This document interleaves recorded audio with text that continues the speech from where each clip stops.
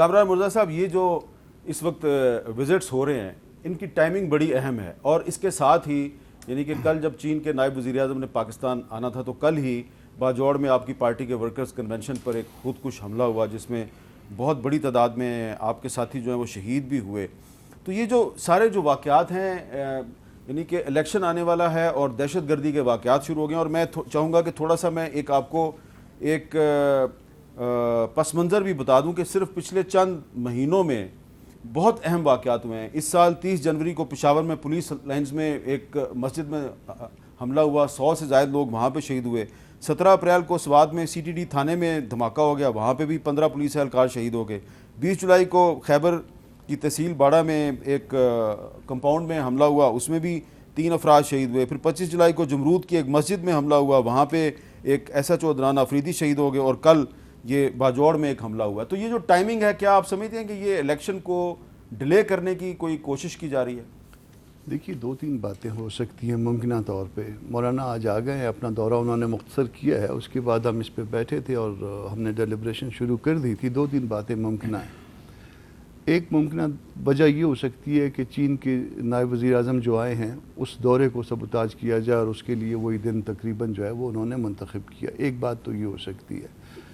دوسری بات یہ ہو سکتی ہے کہ جمعیت علماء اسلام کو اس الیکشن کی کمپین سے روکنا، کیونکہ امن کے نام پہ ہم نے یہ کمپین شروع کی تھی. اس کا نام باقاعدہ امن تھا اور امن میں جو ہے یہ فساد ڈالا گیا.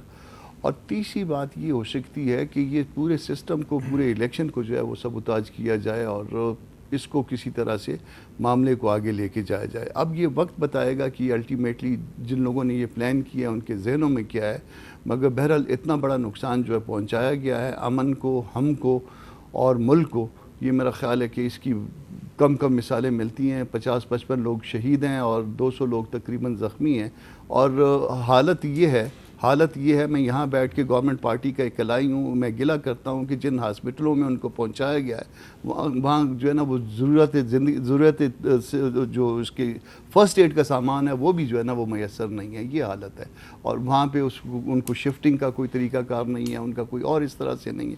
اور وہ بیچارے اس میں بہت سارے لوگ بعد میں بھی شہید ہوئے ہیں، اوور بلیڈنگ سے شہید ہوئے ہیں. یہ بھی مسئلہ ہے ہمارے ساتھ. اچھا طاولہ تارڑ صاحب، کیونکہ آپ کے پاس داخلہ کا محکمہ بھی ہے، تو آپ کو لگ رہا ہے کہ ابھی تو الیکشن کا اعلان نہیں ہوا، ابھی تو ڈیٹ کا بھی اعلان نہیں ہوا، اور الیکشن کو ملتوی کروانے کے لیے کچھ ملک دشمن عناصر جو ہیں وہ ایکٹیو ہو گئے ہیں؟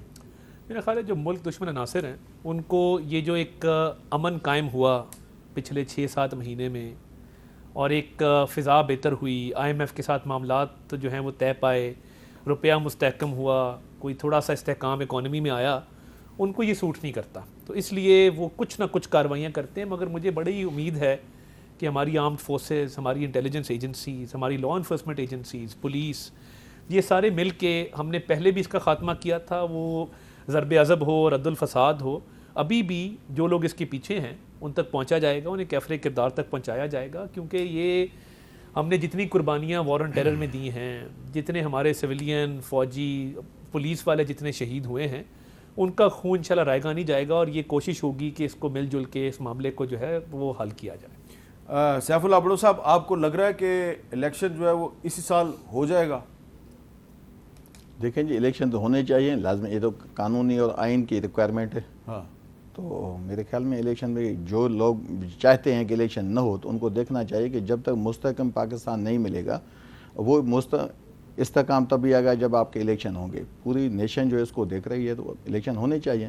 لیکن دیکھیں افسوس کی بات ہے، میں تو مرزا بھائی کے چیزوں کو آگے بڑھاتا ہوں کہ بڑے افسوس کی بات ہے کہ جس بھی ایریا میں، جس بھی علاقے سے اگر کسی پاکستانی کا خون بہتا ہے نا، یہ ہم سب کے لیے بڑی باعث تشویش بات ہے. ہمیں اس پہ افسوس ہے کہ یہ اتنی چیزیں ہوئی ہیں اور نہیں ہونی چاہیے. لیکن اوورآل پاکستان کی اپوزیشن دیکھیں، یہ پولیٹیکل بات نہیں ہے، لیکن ہمیں کم از کم، ہم بھائی بیٹھے ہیں، ہم تو سینٹ میں دونوں موسٹلی کوشش یہ کرتے ہیں کہ یار کم از کم ہم یہ ہاؤس جو ہے یہ for people of Pakistan, for Pakistan, ہم اس پہ بات کریں. پولیٹیکل پارٹیز کی ایفیلیشن اپنی جگہ، لیکن دیکھیں یہ المیہ ہے ہمارے اوورآل ملک میں، حکومت جس کی بھی ہو، کہ اگر فرسٹ ایڈ کی سہولتیں بھی نہ ہوں تو ہم کہاں جائیں گے. ہمیں ان چیزوں کو سوچنا چاہیے. ہم بے شک سیاسی باتیں کریں، الیکشن پہ جائیں، الیکشن سے بھاگیں، کچھ بھی کریں، لیکن یہ ساری چیزیں ہمیں دیکھنی پڑے گی کہ پاکستان کے عوام کا فائدہ کس میں ہے، ہمیں کیا کرنا چاہیے، اسی طرف جانا چاہیے. اچھا عبداللہ صاحب، ایک منٹ سر، کے پی کے میں 10 سال حکومت جس کی تھی نا، آپ ذرا چیک کر لیں، اور انہوں نے کب چھوڑی ہے اور وہاں پہ ہسپتال بنانا کس کی لیکن ذمہ اس داری وقت تھی، تو آپ چیک کر لیں. اس وقت تو 6 مہینے سے تو نگران حکومت نہیں، وہ ہے نا. ٹھیک ہے 6 مہینے سے نگران حکومت ہوگی، مگر وہ جو دودھ کی اور شہد کی نہروں کا دعویٰ کیا وہ جاتا نگران ہے کہ حکومت کے میں اندر لیڈی ریڈنگ ہاسپٹل پشاور چلے جائیں. رولنگ الائنس کی پارٹیاں ہیں اور وہ آپس میں لڑ رہی ہیں.